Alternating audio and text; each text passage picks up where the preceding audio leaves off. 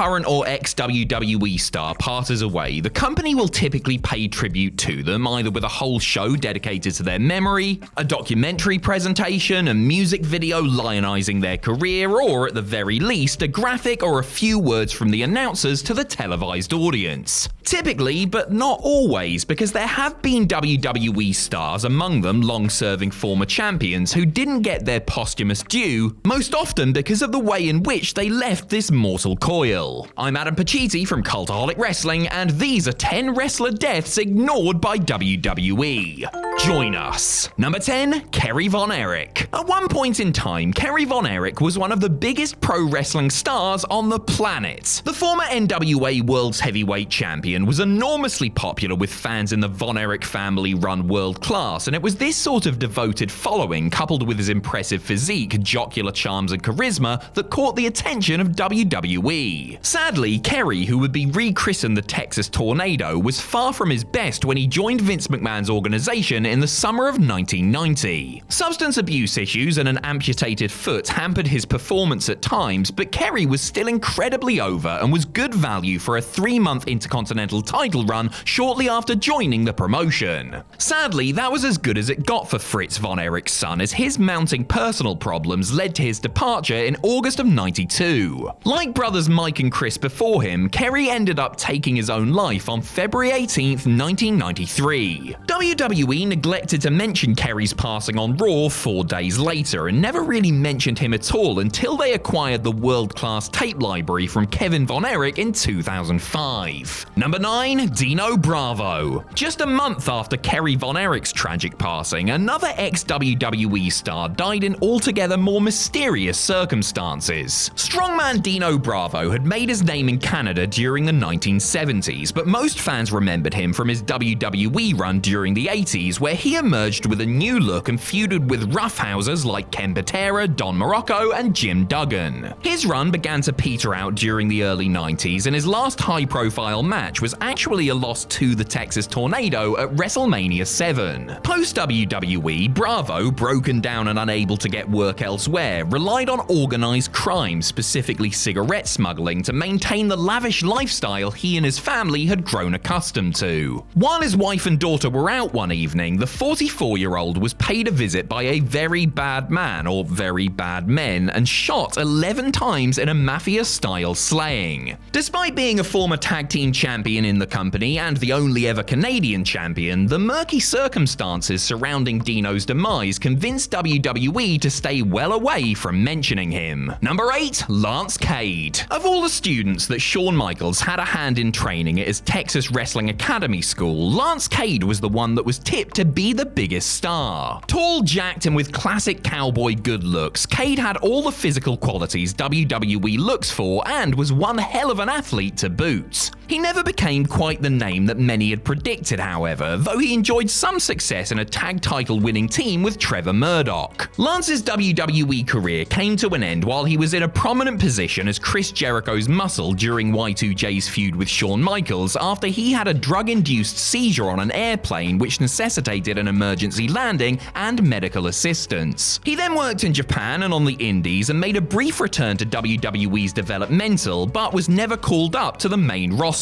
before passing away on August 13th, 2010 as a result of heart failure. He was just 29. Sadly, Cade didn't get a mention outside of the requisite website press release. Worse still, Linda McMahon, then running for a seat in the US Senate, told a reporter she might have met him once when questioned about his death. A callous response and, quite frankly, an outright lie told to avoid an uncomfortable conversation. Number 7, Hercules Hernandez. Ray Hercules Hernandez was a staple of WWF cards from the mid-80s to the early 90s. The Heenan family member was never a top-tier player and in fact never won a title during his 7-year WWE run. However, he was in some memorable rivalries, competed at 6 WrestleManias, and squared off with everyone from Hulk Hogan and Randy Savage to the Ultimate Warrior and Ricky Steamboat. Hernandez faded from the business after his WWE days were done, having brief spells in WCW as Super Invader and over overseas for All Japan. A father of 7, Herc bounced around from job to job in the last decade of his life and was in poor physical health when he passed away of heart disease on March 6, 2004 at the age of 47. A heavy partier in his day who relied on steroids to maintain his Herculean physique, his premature death was the latest in a spate of wrestlers from that particular era, and WWE didn't even give him a mention on their website. Hernandez's widow Debbie was subsequently publicly critical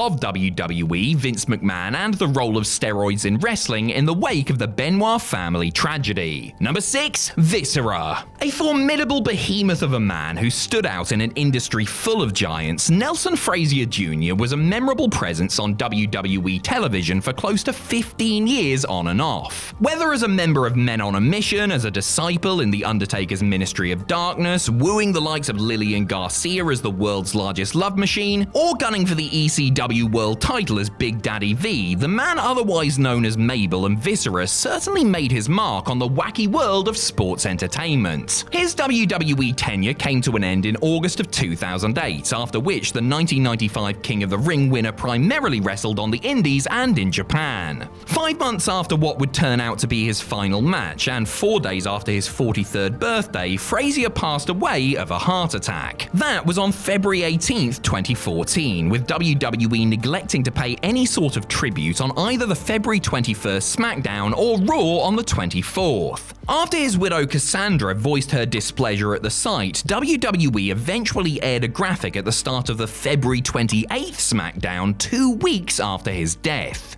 It really shouldn't have taken a grieving woman to twist their arm. Number 5. Ludvig Borga. In comparison to his wild and controversial life and career, Tony Hallomer's stay in WWE was relatively uneventful. However, to many wrestling fans, they remember Tony, who wrestled in New Japan, fought in the UFC, acted in movies, and even successfully ran for office in his native Finland, as the foreign menace Ludvig Borga. The man who broke Tatanka's undefeated streak and attempted to topple Lex Luger was only in WWE for around 6 months or so, but he made an impression on viewers and those in the locker room in that time, and it wasn't a good one. Considered a bully by most, the Hellraiser from Helsinki didn't exactly endear himself to colleagues by walking around with an SS tattoo on his calf, and few were sorry to see him go. His exploits after WWE were colourful, but legal issues and health problems related to his hard partying lifestyle and career in combat sports left him believing that the only way out was at his own hand. 2 days after his 47th birthday, Hallomer ended his own life, a life WWE never saw fit to eulogize. Number 4. Kanyon. Just a few months after Tony Hallomer passed away, another ex-WWE star who had been quite publicly suffering decided to end things. Unlike the man formerly known as Ludvig Borga, Chris Kanyon was well liked within the wrestling industry and was viewed as an underrated innovator who perhaps should have been given more chances towards the top of the card. The former WCW United States champion struggled with his mental health after being released by WWE in 2004 and claimed that he'd been held back due to his sexuality, going so far as to gatecrash a WWE house show in 2006 in protest of what he considered an unfair dismissal. One of the first openly gay wrestlers in the industry, Kanyon, along with Raven and Mike Sanders, got on WWE's bad side some more when they attempted to sue the company over the wording of their contracts, arguing that they should have been classed as employees and not independent contractors. The lawsuit was subsequently thrown out. All the 40-year-old got when he took an intentional drug overdose on April 2nd, 2010 was the arbitrary 2 sentences of condolences on WWE.com. He will, however, be remembered by both fans and wrestlers for blazing a trail for many who are now thriving in the industry regardless of their sexual preferences. Number 3. Test. At 6'6" and almost 300 pounds of shredded muscle, Test had the size and the look WWE prioritized when it came to their main eventers. And I haven't even mentioned his beautiful flowing blonde locks yet. How However, for whatever reason, the tall Canadian didn't quite make it to that next level, settling into a mid-card role after Triple H made him look like a prize prat by stealing Stephanie McMahon away from him, in kayfabe of course. Andrew Martin was fired in 2004 while out nursing a broken neck and then rehired in 2006, only to be fired again while competing for the rebooted ECW brand after falling afoul of the wellness policy. The former Intercontinental Champion was clearly using something to enhance his physique, but he was also fighting a battle against prescription painkillers and muscle relaxers. Despite attempts to get clean, Martin succumbed to his addiction in March of 2009. Found dead of an accidental overdose of oxycodone, he was just 33 years old.